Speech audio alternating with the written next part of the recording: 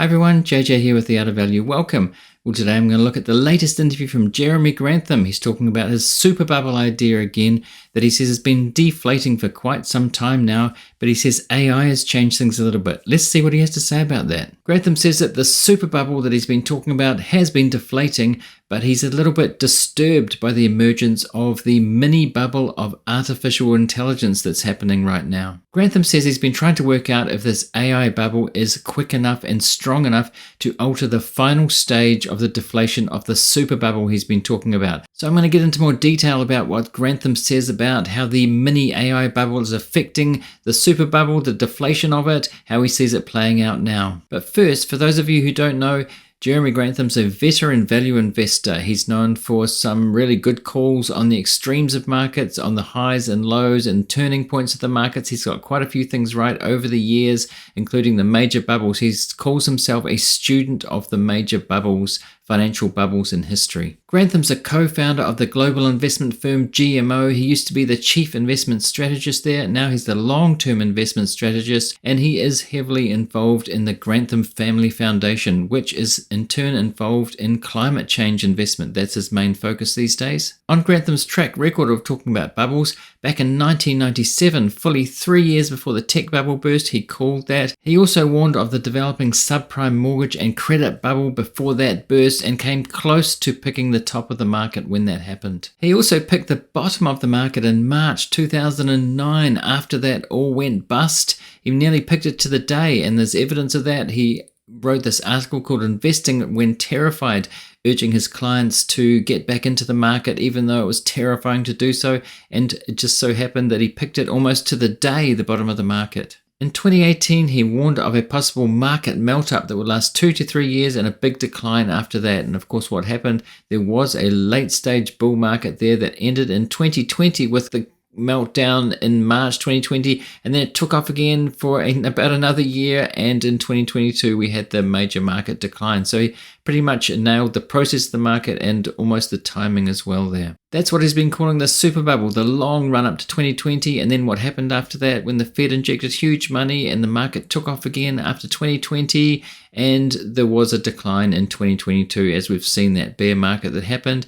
And now he's saying that it might be halted or paused a little bit by the AI mini boom. Since the beginning of 2023, there's been this resurgence, a rally, especially in tech stocks. So what has Grantham got to say about that? Well, Grantham says that until recently, this bubble was unwinding in a very traditional way. And what he means by that, he studies the great bubbles of history. He studied 1929, he studied Japan, the housing and stock market bubble then, the tech bubble, and this one that he sees now. And he says this one's been unwinding in a similar way until recently, until this phenomenon of the AI mini boom. What he means by unfolding in the traditional way, he says it's been checking all the boxes, had a long economic upswing, a long bull market in the stock market, and strong company earnings. He said in each case there's been almost perfect economic conditions at the top of the cycle, including in this recent case. He said in each case there's been a strong leg down after the top of the bubble, and then some bear market rallies, which has happened in each case, including this one.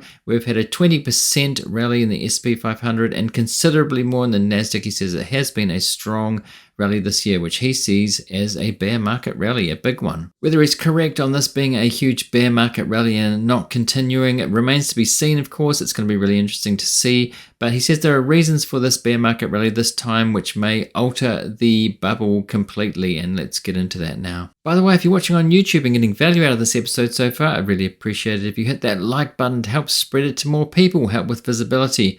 Also, we're well over 1,000 subscribers across YouTube and Spotify right now. So if you haven't subscribed yet, maybe think about subscribing if you like this kind of content so you can see more in the future. This is where he said he's been a little bit disturbed by the emergence of this mini bubble in AI, and he's been trying to work out if this is going to affect the final stage of the bubble, because he said it was deflating quite nicely in a traditional way, but AI might have affected that. It might have elongated the deflation of the bubble. He's not quite sure yet, but he thinks that may be the case. He says the final stage of the bubble is always the most difficult to predict, and it's always the longest because it involves fundamentals. It relies on fundamentals of companies, profit margins falling, and economic conditions, if there's a long recession or not. Some other bubbles have had very long recessions or not so long, like the tech bubble. But he said even in the tech bubble, the Nasdaq dropped 85%, even though there wasn't a long recession after that, or a deep recession. It still affected the stock market because of the huge bubble that we had in technology back then. He said there are other economic variables that can affect this last stage, including the war that's going on, the Chinese economy, global trade, many other factors. So it's very difficult to predict what will happen and how long it will be, how deep it will be, and how it will play out. He said a lot of it depends on how the economy's handled during a time like this. He said if it's handled badly, it could be like 1929. If it's handled quite well, it could just be like the tech bubble and pretty shallow recession. But the market still went down hugely, especially in that area of tech and the dot-com companies, all of that, which got wiped out, and it was a long bear market after that. So the interviewer, Consuela Mack, asked him if this was a bear market rally and there'll be a continuation of the bursting of this massive super bubble that he sees, and he said, I would say so. However, he did say that his probabilities have changed from 85%, which is very high, back to 70% because of the emergence of this AI bubble. He says it's changed a bit and the probabilities for him have changed, but still very high. She asked him to explain what he thinks is going on with AI and how it might interfere with the unraveling of the bubble in the traditional way. Well, he said it was complicated before the emergence of AI, but late last year with ChatGPT and this AI boom that's happened since then, a flurry of interest, and he said it's very concentrated, but it's made it even more complicated. He points out that the Nasdaq index is up about 25% more than the Russell 2000 this year. And he said that's almost a world record divergence. But he did say it happened in a similar way around 2000, the tech bubble, but it's a huge divergence. Added to this, he says there's a big divergence of opinion about current AI and ChatGPT in particular and these kinds of tools. Some people think it's just parroting, predicting words, and it's not very smart yet. And other people think it's going to change the world quickly. It's a huge productivity mover, and it's going to be amazing very quickly, and it's going to move things forward incredibly fast into the future, and it deserves this huge boom and stock market boom that it's having right now. He was asked where he stands on the debate, and he says that there's no question that computers won't get smarter from here. He's saying we've had computers that have been linked together all over the world, of course, the internet, and now computers are finally getting smarter. And he says that won't stop. He thinks that they're getting smart now, and the only way forward from there is getting smarter and smarter, being very smart, way smarter than humans, in fact. He says if computers linked together have intelligence of over 200, an IQ of over 200, and they're linked together, that will be very powerful. And he says there's pretty much zero chance of that not happening. So he thinks it's going to happen. But that's separate from this AI bubble, the mini bubble that he sees right now. We've talked about this in videos before. Mohnish Pabrai in the last video talked about this. There's a difference between the technology and how good the companies are and how people get carried away with valuations. It's the hype cycle that I've talked about before as well, where we have inflated expectations and the stock market goes up, and it does take a while to filter through, and so we have the trough of disillusionment after this. Will this be a hype cycle like that? Well, we'll have to wait and see. But if you look at the likes of Nvidia, very expensive right now.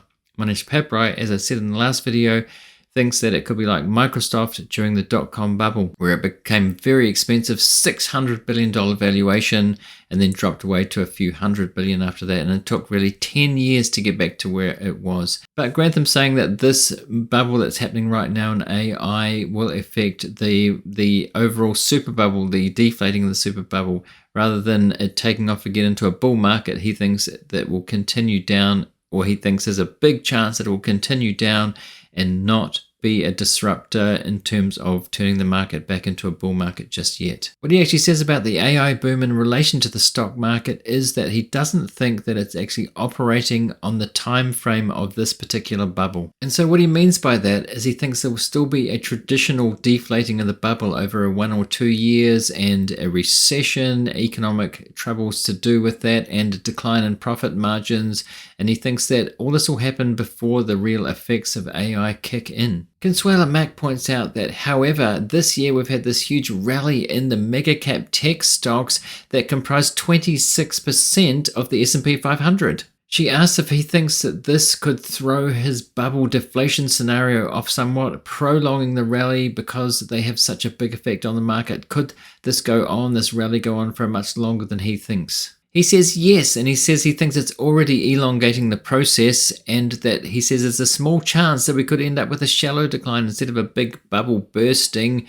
And that's why he's adjusted his probabilities from 85% to 70% of the big bust carrying on this final stage. So he's changed his probabilities, but really not that much at all. Consuelo points out that yes, they might be 25% out of the market, these mega cap tech stocks, but for individual investors, some investors, they comprise up to 50% of the portfolio. So she asks what he thinks should be the thing to do in this situation. He says that what he thinks is that those investors have been very lucky because the stocks have played right into the speculation and artificial intelligence, and they're pretty much 25% above everything else in the market, and that if it was him, he would take some profits here. So obviously, in his opinion, he thinks this is a bear market rally and it's going to go down, and if it was him, he'd take some profits because he sees this as totally speculation, this mini bubble that will not last. And so that's his advice to individual investors. It's not mine. I don't know whether this will go on or not. We've seen various opinions. We've seen Stanley Druckenmiller, who knows that Nvidia's in nosebleed territory, but he still owns it, and he said it could go on for 2 or 3 years longer. So there are always varied opinions, differing opinions. There are other opinions out there. Mohnish Pabrai says that it's a total bubble and he wouldn't invest in it in the first place. But Grantham is saying that for investors who are already invested and have seen this 25% leap in speculation from AI, he says that he would take profits. So what do you think about what Jeremy Grantham's got to say? Let me know in the comments. Do you think that he's right about the super bubble bursting and that we're in a bear market rally driven by AI, but it will continue down after that? Or do you think we're at the beginning of a bull market again, that 2023 is the start of a new bull market? Let me know in the comments what you think. I think it's always interesting to hear what Jeremy Grantham's got to say about the extremes in markets, the highs and lows. He's made some good bubble calls over the years. I'm going to put a previous video up here if you're on YouTube, or in the description if you're elsewhere, what he had to say recently, not many months ago, about the super bubble that he sees from Euphoria to panic to recession in the market. So go and see that now if you haven't seen that yet. And thanks for watching or listening, and I'll see you next time.